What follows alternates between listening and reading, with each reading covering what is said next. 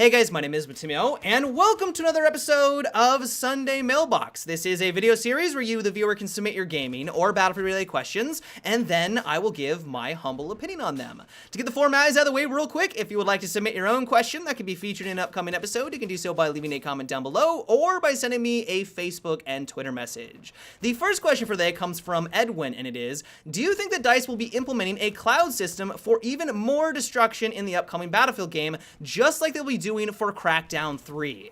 Now that has the potential to be amazing, and I never even thought of applying it to Battlefield. So if you're not aware of what he's talking about, the developers of Crackdown 3 are claiming that instead of having your Xbox or your PC doing all the heavy lifting for that destruction, which is pretty challenging for the hardware of an Xbox, they will use the cloud and their own servers to do that heavy lifting for it. The result of it is some really cool destruction. At least the demo that they showcase, everything on this map that they showed was destructible. Rooms, buildings were falling on over. And not just small buildings that we have in Battlefield, like gigantic skyscrapers. Skyscrapers that you blew up were falling into other skyscrapers, and that second skyscraper was falling on over. It was insanity. And so if they're able to make this work, and they're not lying to us, and it functions correctly, honestly, this could be the future of a lot of games. And honestly, just the future of gaming in general with this cloud-based system. Even for PC gaming, this could be incredible. Like, even the top tier PCs would struggle with this amount of things going on. And so, like I said, if they can make it work, it really could change the way that we play video games in the future.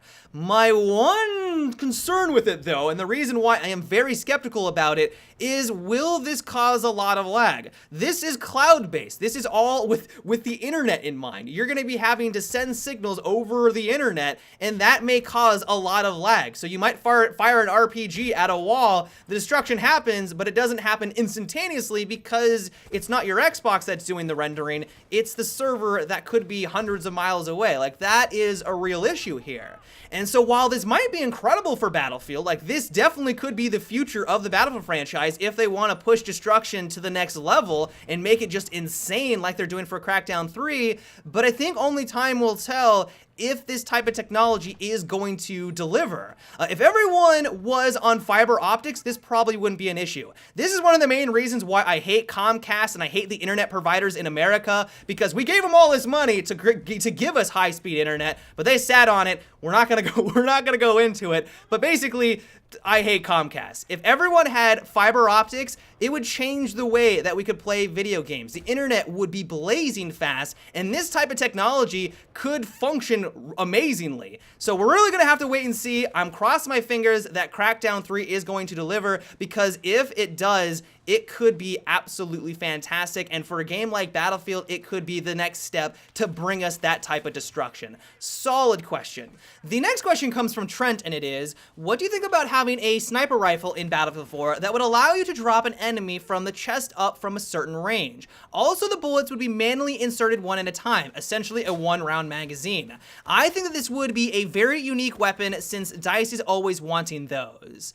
Well, from a unique standpoint, you're absolutely right. That would be one way of finally bringing a different mechanic into the game, a very unique bolt-action rifle, which is something that DICE has struggled with for a very long time. The reason why we didn't get a new bolt-action rifle with the Weapons Crate DLC is for this very reason. There isn't a whole lot that you can do to make a new bolt-action rifle unique, and so we didn't get one whatsoever. We basically got all the bolt-action rifles that we're ever going to be getting at this point.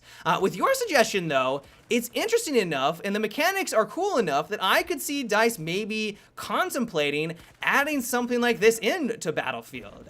I like the fact that it does have strengths and weaknesses. Sure, it's going to hit like a truck. Being able to one-shot an enemy, even if you hit him in the chest at those extreme distances, is going to be a very appealing aspect of the gun, but because you also have to go through a reload every single time that you squeeze the trigger, that could put it in line with all of the other bolt-action rifles. My one concern with it, though, is that it may become the preferred weapon of choice for those recons that sit 400 meters away from the objective and rely on that one-shot killing potential for body shots. If they don't have to worry about going through that reload animation, I mean, that reload animation is the drawback, like that's the weakness, but because they're 400 meters away from anyone, they're never gonna have to worry about anyone getting in their grill. Like, there's never gonna be a moment where someone rounds their corner on them and they need to land that shot unless they want to be vulnerable with their pistol. Like, that's never gonna happen. And so basically, they just get all of the strengths of the gun, that one-shot killing potential, but none of the weaknesses per se. And so my worry is that all of the other bolt-action rifles would become obsolete because this would be the preferred recon weapon of choice if you do want to snipe people at those extreme distances. And so while it is very unique, I love the concept of it, I think things would have to be balanced out. I don't know exactly how they could implement it into the game to make sure that it's not blatantly overpowered and isn't abused by the community. And so if you guys can think of any way of adding in a mechanic like this into the game, let me know down below. Maybe at those extreme distances, it doesn't have the one-shot body shot killing potential. That could be one way of handling it, but then why would you want to use it in the first place? I mean, maybe it could become that high risk reward aggressive recon weapon. That could be pretty amazing, but it's kind of hard to say at this point. So give me your guys' thoughts down below. The next question comes from Matthew, and it is, in real life, Claymore mines are detonated remotely rather than by proximity. Also, they are far more powerful. Do you think that this should be added into Battlefield to make it more of a risk-reward weapon rather than just a guaranteed kill? Well, what it sounds like is that you just described C4, but maybe more geared towards taking out infantry and have a larger blast radius for that. And I don't know if that sounds like a good idea.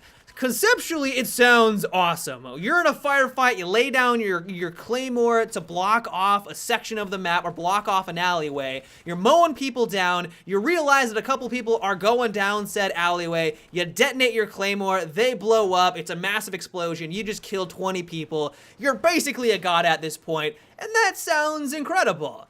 The thing is, though, is that in reality, I have a sweeping suspicion that this would just turn into the ultimate camping gadget, and you'd have to babysit this if you wanted to get a kill. Every trap gadget, like the claymore, the mines, and slams, they all self-detonate because who's gonna wanna sit around and wait for an enemy to go by your little trap before you can detonate? You wanna get into the firefight, you wanna join the action, you wanna play the first-person shooter, and just sitting there waiting for someone to be lured in your trap doesn't sound very fun gameplay-wise.